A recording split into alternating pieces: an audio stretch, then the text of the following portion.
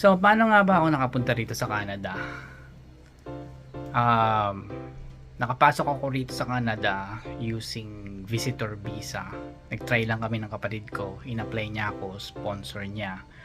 Pero, malaking factor doon yung meron akong work sa Philippines. So, during the application of visitor visa, may work ako. So, I gather all the requirements. So, lahat ng requirements, andyan lang yan. Tingnan nyo.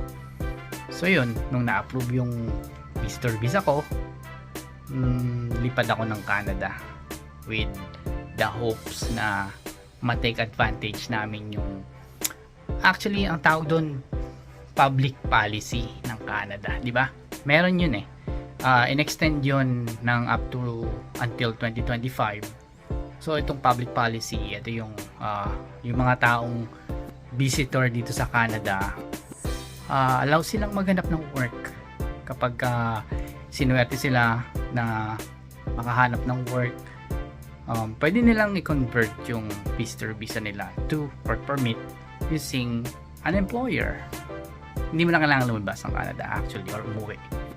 Or maraming possibility at ways paano mo ma-convert yung visitor visa mo into different visa. Yun sa akin, so na-convert ako ng work permit using AIP program.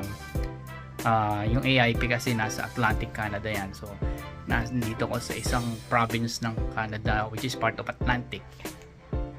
So doon ako pumasok sa program na yun. And mahabang process actually. Pero during those process na pinagdaanan ko, hindi naman ako nainip kasi meron akong remote work sa Pilipinas na dinala ko dito sa Canada. Yun.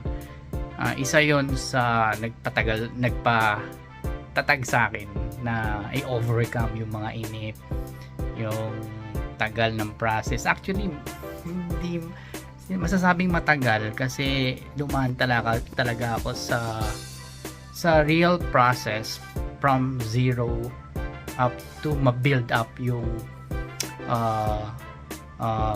offer letter hanggang sa submission.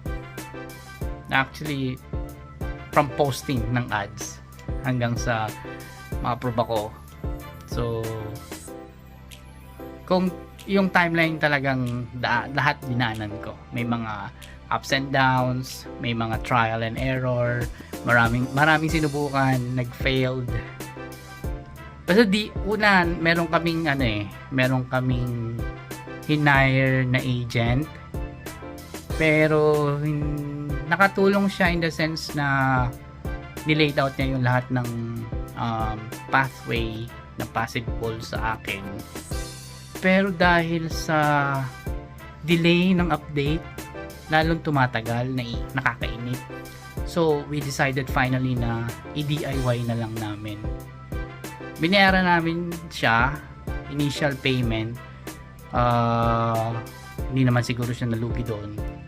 Pero kasi kapag yung nag-DIY ka, control mo yung mga dumarating na updates. Kumbaga, may access ka sa mga updates kung may pinapadala yung IRCC na mga requirements na kailangan i-upload, may update ka dun, nakikita mo agad. Unlike na pagka meron kang agent, siguro hindi naman lahat, I'm not speaking for everyone,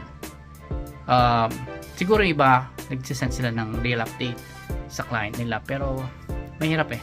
Mas maganda pa rin yung DIY, mas hawak mo yung oras, mas hawak mo yung may control ka, yun, simple yan.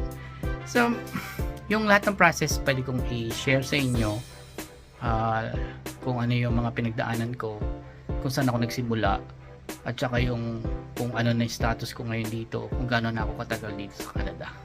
So, God bless you all.